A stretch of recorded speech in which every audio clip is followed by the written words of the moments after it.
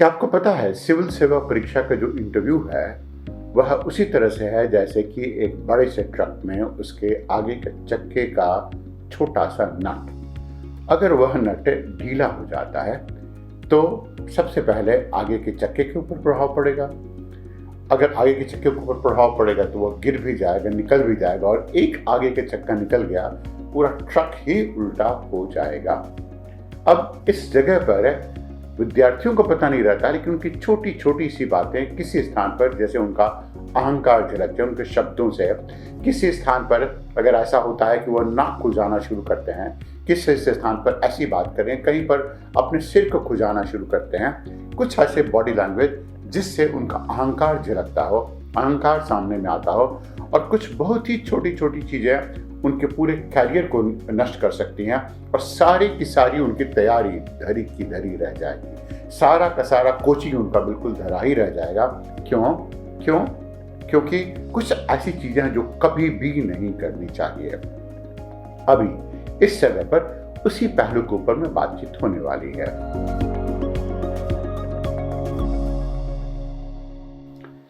सामान्यतः धौलपुर हाउस में इंटरव्यू के लिए जाने के पहले हमेशा यह कोशिश करनी चाहिए कि आप उस जगह पर एक बार जरूर जाकर देखें, निश्चित रूप से जाकर देखें, निरीक्षण करें कि आप किस स्थान पर जा रहे हैं और आपके गंतव्य स्थान से कितनी दूर है, मतलब जिस जगह पर आप रह रहे हैं कितनी दूर है। अगर आप दिल्ली में रह रहे हैं वहाँ से कितनी दूर है, अगर आप बाहर से आए हैं तो आप दिल्ली में आकर पूरी तरह से सेटल कर जाइए। हो सकता है इन सब चीज़ों में थोड़ा व्यय भी लगे, थोड़ा सा एक्सपेंसिव भी हो, लेकिन यह आपकी ज़िंदगी का सवाल हो जाता है। कोशिश कीजिए कि इंटरव्यू पर कम से कम आधे घंटे 1 घंटे पहले पहुंच जाइए।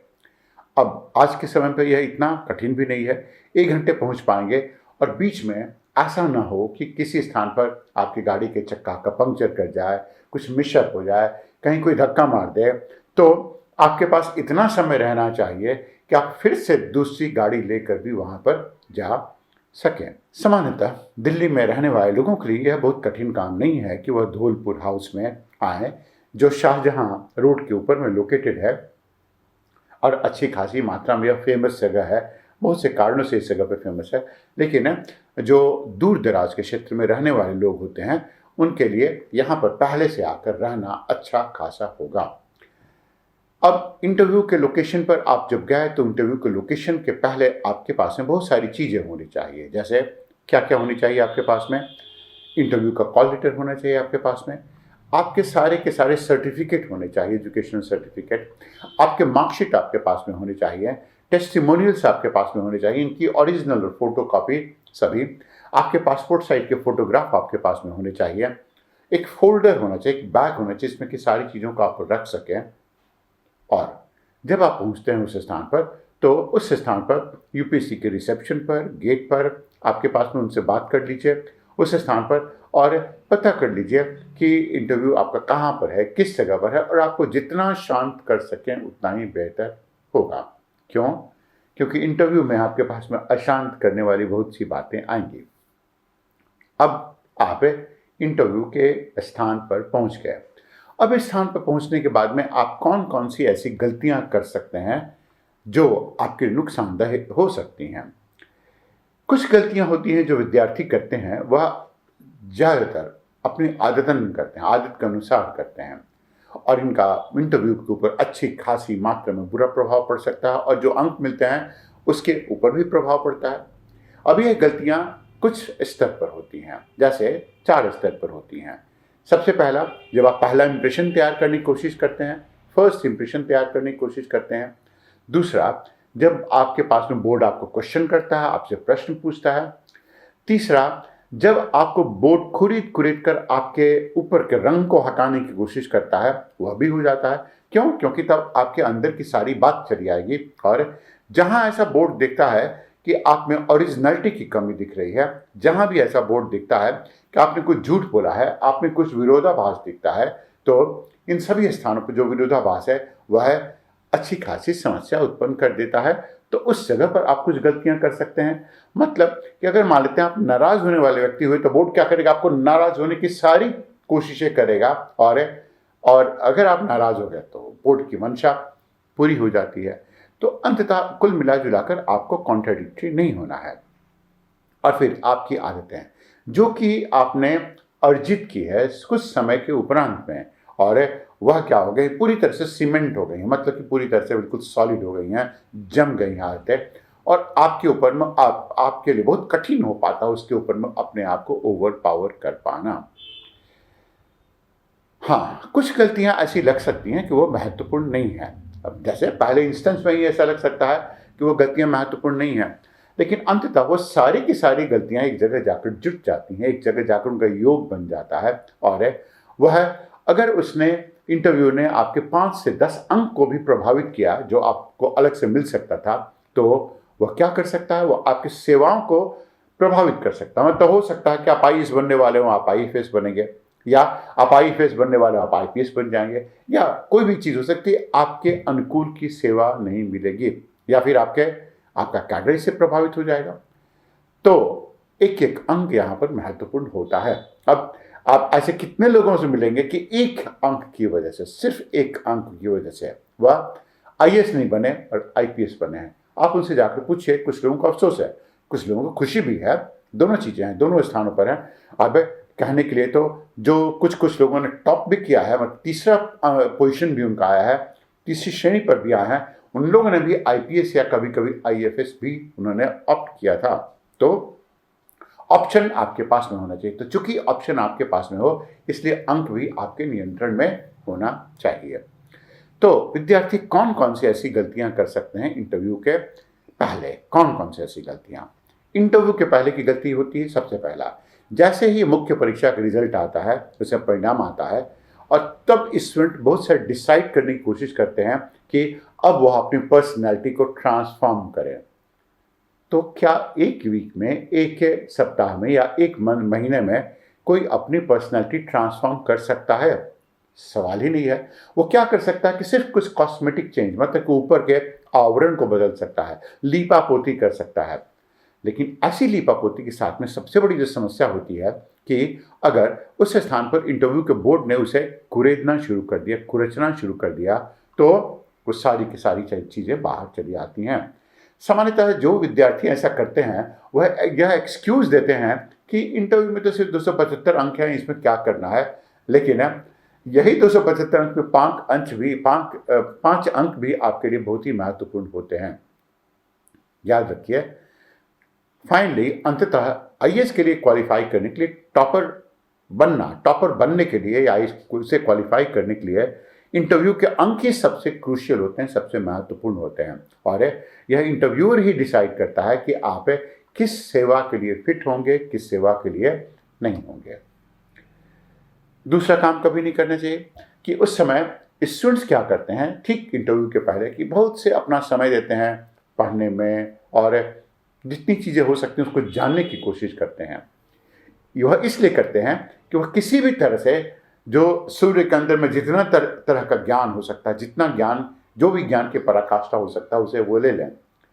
अब यहाँ पर आप समझिए, दो बातें महत्वपूर्ण हैं। पहली बात है कि इंटरव्यू आपके नॉलेज का टेस्ट नहीं होता है, वह आपके पर्सनालिटी का टेस्ट होता है, आपके मनोवृत्ति का टेस्ट होता है, आपके परिप्रेक्ष्य का टेस्ट होता है, वह आपके नॉलेज का नहीं होता है। और बहुत से विद्यार्थी यह बात भूल जाते हैं कि नॉलेज का टेस्ट, उनके ज्ञान का टेस्ट, उनके सूचना का टेस्ट पहले ही मेंस एग्जामिनेशन में लिया जा चुका है। इंटरव्यू में सभी चीज़ें पूरी तरह से पर्सनालिटी पर डिपेंडेंट है, और जो भी आपके पर्सनालिटी का निर्माण करती हैं, जो भी चीज़ें आपके व्यक्तित्व का निर्माण करती हैं, जैसे देहाभाव, जैसे परसेप्शन मतलब कि नज़रिया, जैसे पर्सपेक्टिव परिप्रेक्ष्य, जैसे कम्युनिकेशन मतलब कि आप किस रूप में एक दूसरे के साथ में बात कर पाते हैं, जजमेंट का बैलेंस, आपने जजमेंट किया है तो जजमेंट को बिल्कुल हार्श किया है, यह जजमेंट आपका बैलेंस है। ठीक, फिर जो कॉन्स्टिट्यूशनल मूल्य हैं, मतलब कि संवैधानिक मूल्य हैं, उनके साथ में आप सामने रख पाते हैं नहीं, ये सारी चीज़ें आपके व्यक्तित्व का हिस्सा होती हैं। तो इंटरव्यू के पहले इन सब चीज़ों में आसानी से बदलाव नहीं आ पाता है। दूसरा, कि अपने गुणों को लेकर बहुत अधिक मात्रा में डींगे नहीं हाँकना है आपको। अब इंटरव्यू शुरू हुआ आपका, जब इंटरव्यू शुरू होता है तो अपने गुणों को लेकर डींगे नहीं हाँकना है, जिसे कहते हैं ब्राग नहीं करना है अब सब चीज़ों की क्वालिटी को लेकर। जितने आप अपनी तारीफ करेंगे उतनी ही मात्रा में आपकी तारीफ कम होते जाएगी। यह आवश्यक हो जाता है कि आप अपने गुणों को अलाउ कीजिए कि कोई बोले, कोई बात करे। और यह जो गुण है वह आपके कब कम हो जाएंगे, जब आप अपने बारे में बोलना शुरू करेंगे तब। या इससे क्या होगा कि जैसे ही आप बोलना शुरू कर देते हैं तो आप क्या करेंगे, बोर्ड का जो एक्सपेक्टेशन है उसे आप ऊंचा कर देंगे। अब बोर्ड की एक्सपेक्टेशन को आपने ऊंचा कर दिया तो बोर्ड उसी उम्मीदों से आपको आकलन करने का काम करेगा और कभी कभी या अक्सर अक्सर यह बिल्कुल डिजास्टर्स हो जाता है, बिल्कुल जिसे नहीं कहते धराशायी करने वाली बात चली जाती है। एक काम कभी नहीं करना चाहिए, अहंकार नहीं, मतलब कभी कभी नहीं, डींगे नहीं हाँकनी चाहिए, उस स्थान पे झूठ नहीं बोलना चाहिए, ब्लफ भी नहीं करना चाहिए। ब्लफ करने का मतलब कि बहुत से ऐसे विद्यार्थी होते हैं और हो सकते भी हैं जो कि बोर्ड को गलत बात बोले, झूठ बोले। कभी भी किसी स्टेज पर अगर वह झूठ बोलते हैं तो जाहिर है उससे समस्या उत्पन्न होती है। और समस्या क्या उससे उत्पन्न होती है? समस्या उत्पन्न होती है कि कहीं भी इंटरव्यू ने कुछ क्रॉस चेक कर दिया किसी तथ्य के बारे में, तो आप भी जानते हैं कि सबके पास में आजकल मोबाइल है, कुछ भी है, वो किसी भी स्थान पर किसी चीज़ को चेक कर सकते हैं और उससे उनकी जानकारी मिल सकती है। आपको पता भी नहीं चलेगा कि उन्होंने क्या चेक किया, क्या नहीं किया, और आप समझ रहे बिल्कुल रिजेक्ट हो जाएंगे। तो ब्लफिंग कभी भी किसी भी स्तर पर फायदेमंद नहीं होता है। तीसरी बात, कभी भी किसी की आलोचना नहीं करनी है, किसी की भी आलोचना नहीं करनी है। और जब हम लोग बात कर रहे हैं कि किसी की आलोचना नहीं करनी है तो सरकार की आलोचना नहीं करनी है। आप सोचेंगे कि आलोचना तो सब कोई करता है, तो आपका भी जन्मसिद्ध अधिकार है। आप इस बात को समझिए कि आलोचना करने में और परिप्रेक्ष्य भिन्न रखने में अंतर होता है। जैसे कि हो सकता है कि सरकार बहुत से काम करती हो और आपका परिप्रेक्ष्य अलग है। अब सरकार ने कुछ कुछ नीतियों का निर्धारण किया है, तो नीतियों का निर्धारण क्या क्या सोच कर किया, कितने लोग उसमें सम्मिलित रहते हैं। आप सोचिए, कम से कम 1200-1300 आईएएस अफसर इसमें रहते हैं, सम्मिलित रहते हैं। उस पार्टी के सारे वर्कर सम्मिलित होते हैं, उसका इतिहास सम्मिलित रहता है, उसके आंकड़े सम्मिलित रहते हैं, तब जाकर एक नीति बनती है। और आपने कह दिया कि तो नीति बिल्कुल ही बेकार है, यहाँ पर सरकार को आती ही नहीं नीति बनाने, तो यह क्रिटिसिज्म नहीं होता है, यह आपकी मानसिक रुग्णता का एक प्रतिबिंब होता है, उसके रोगी होने का वह एक रिफ्लेक्शन होता है। तो यह समस्या चली आती है। तो जब आप ऐसा काम करेंगे, जब भी परिप्रेक्ष्य रखना अलग बात है, बोले कि सरकार ने ऐसा सोचा है, हो सकता है मेरे पास में अगर सरकार कोई भी ऐसा प्रश्न पूछा गया जो कि सरकार के क्रिटिसिज्म से संबंधित हो, आप कह सकते हैं कि सरकार ने नीति बहुत सोच समझ कर बनाई होगी, लेकिन मेरे पास जितनी भी सूचना है, मेरा परिप्रेक्ष्य यह कहता है कि अगर ऐसा होता तो और भी बेहतर हो सकता है।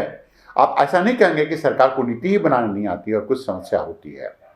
उसी तरह से आपके शैक्षणिक संस्थान का भी कोई क्रिटिसिज्म या इसकी कोई आलोचना नहीं होनी चाहिए। अब जैसे हमें मालूम है व्यक्तिगत रूप से, कभी किसी से कोई पटना विश्वविद्यालय का था, मगध विश्वविद्यालय का था, दोनों स्थान पढ़ चुके थे, उससे पूछा गया कि उस स्थान पर आपके पास तो ये सूचना होनी चाहिए थी, यह ज्ञान होना चाहिए था।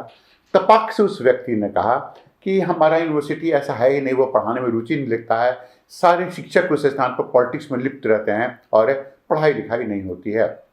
होता भी है, सच भी है, लेकिन तब भी नहीं बोलना है। क्यों? क्योंकि जब भी आप ऐसे क्रिटिसिज्म की बात करते हैं तो आप अपने नेगेटिव ट्रेट्स को आगे करते हैं।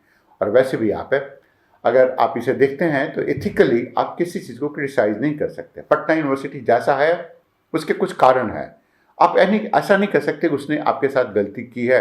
पटना यूनिवर्सिटी में कितने लोग हैं, और अंततः यह चॉइस आपका था कि आपने पटना यूनिवर्सिटी या मगध यूनिवर्सिटी को ज्वाइन करने का काम किया। तो आप किसी भी चीज़, विश्व में किसी भी चीज़ की आप आलोचना नहीं कर सकते, आप परिप्रेक्ष्य अलग रख सकते हैं। ध्यान दीजिए, आलोचना और परिप्रेक्ष्य में अंतर होता है। आलोचना का मतलब कि आप उस बात को बोलते हुए किसी की शिकायत करते हुए आप रस ले रहे हैं, और परिप्रेक्ष्य का अर्थ है कि नहीं, ये बात तो है ही, लेकिन मेरा मत अलग है, और इन आधारों पर उसमें तर्क होता है, उसमें लॉजिक होता है, उसमें प्रक्रिया होती है, जिसे हम लोग कहते हैं the process of coming at a logic is there, मतलब उस रूप में वो होता है। तीसरी बात जो कि बिल्कुल नहीं करनी चाहिए कि क्या कभी भी किसी भी समय पर स्थानीय या बिल्कुल ही लोकल पर्सपेक्टिव नहीं रखना चाहिए। अब इस संदर्भ में भी अब आपसे एक बात पूछी जाती है, फिर से जिस विद्यार्थी के बारे में हम लोग बात कर रहे थे उन्हीं से ऐसा पूछा गया कि आप जिस देश के हैं, जिस प्रांत से हैं, उस स्थान पर उसका वैभव बहुत ही बड़ा हुआ करता था, मतलब बिहार का वैभव बहुत ही बड़ा हुआ करता था। और अब तो बिहार बिल्कुल ही मटिया मेट हो चुका है उस स्थान पर। वो भारत के संदर्भ में सबसे पिछड़ेपन में सबसे पीछे है, वह सेक्स रेशियो में खराब है, शैक्षणिक दृष्टि से खराब है, प्रशासनिक दृष्टि से खराब है, सब कुछ कहा। आपका क्या विचार है? उसने कहा कि नहीं, हम तो यह मानते नहीं है, हमारा प्रदेश सबसे अच्छा है और इसकी पराकाष्ठा ऐसी रही है, ऐसी रही है। उन्होंने कहा कि वो तो पास था ना, वो तो भूतकाल था, लेकिन तब भी वह मानने के लिए तैयार नहीं हुआ। अंततः उन्होंने पूछा कि आप पहले क्या हैं, आप पहले बिहारी हैं या भारतीय हैं? तपाक से फिर उत्तर आया कि नहीं, पहले तो बिहारी है, उसके बाद में भारतीय बनते हैं हम लोग। तो यह क्या हो जाता है, यह बिल्कुल ही रीजनल लोकल स्टैंड हो जाता है। राष्ट्र से बड़ा आपका प्रांत कैसे होता है? प्रांत का महत्व ही क्या है जब राष्ट्र नहीं है? तो इसका मतलब है कि आप बिल्कुल संकीर्ण मानसिकता वाले हैं। इससे फायदा क्या हुआ? मान लीजिए आपने बिहार को इतना बड़ा कर ही दिया, तो इससे फायदा क्या हुआ? आपका कैरियर समाप्त हो गया उस स्थान पर, और हुआ भी ऐसा। तो संघ लोक सेवा आयोग की जो आवश्यकता होती है, जो रिक्वायरमेंट होता है, वह उन लोगों को लेना होता है जिनके पास में कुछ विवेकशीलता है। उनको लेना होता है जो कि बिल्कुल ग्लोबल हैं। ग्लोबल मतलब कि वैश्विक रूप में सोच सकते हैं और जो बहुआयामी दृष्टि से सोच सकते हैं, मल्टी डायमेंशनल पर्सपेक्टिव से सोच सकते हैं, और उनके दिमाग की सोच बिल्कुल खुली हुई है, ओपन है, और बहुत ही अधिक मात्रा में रिसेप्टिविटी है। रिसेप्टिविटी मतलब कि वह उन सब चीज़ों का आत्मसात कर सकते हैं।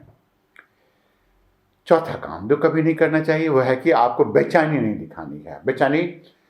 एक बेचैनी से नहीं दिखानी है कि आपका इंटरव्यू आपके अनुसार नहीं जा सकता है, और जैसी उम्मीद आपने की है उस रूप में जा भी नहीं सकता है। तो आप जो आपने उम्मीद की है उस रूप में नहीं जाएगा, तो ऐसा नहीं करना कि बिल्कुल बेचैन हो जाना है।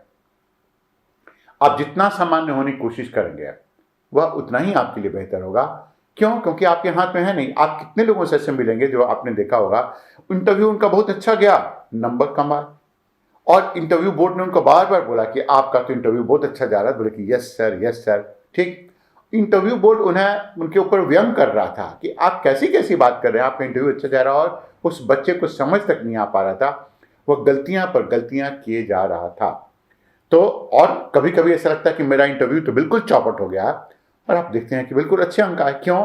क्योंकि उन्हें जो देखना था उन्होंने देख लिया था। हो सकता है आपका आकलन उस इंटरव्यू के बारे में उत्तर वो प्रॉपर नहीं है, और चूंकि वह प्रॉपर नहीं है इसलिए ऐसा हो सकता है। तो आपको इस बारे में कोई निष्कर्ष नहीं निकालना, इंटरव्यू को ओवर हो जाने दीजिए, और रिजल्ट आएगा तब खुद पता चल पाएगा उसके पीछे में, पहले में और बीच में इस तरह की मानसिकता रखना किस तरह आवश्यक है, यह किसी की समझ में भी नहीं आ सकता है। तो आपको हमेशा अपने मानसिकता को चेक करते रहना पड़ेगा। फिर आपको डिस्परेशन भी शो नहीं करना है।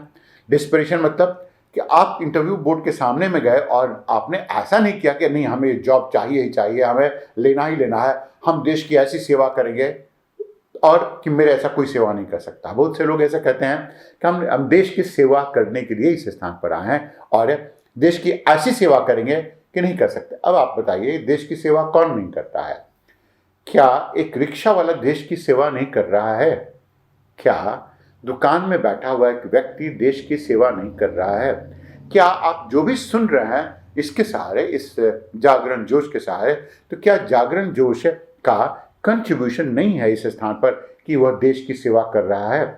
वो ऐसा कैसे हो सकता है कि सिर्फ प्रशासनिक अधिकारी ये देश की सेवा करते हैं?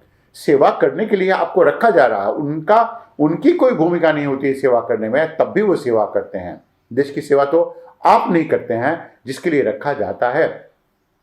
तो ऐसा भी नहीं उनको कहना है कि आप क्यों सर्विस में आए हैं, तो आपने जवाब दे दिया कि इस सर्विस में तो हम लोग इसलिए आए कि देश की सेवा करना चाहते हैं और सबसे अधिक सेवा करना चाहते हैं, सेवा करने का मौका अधिक मिलेगा।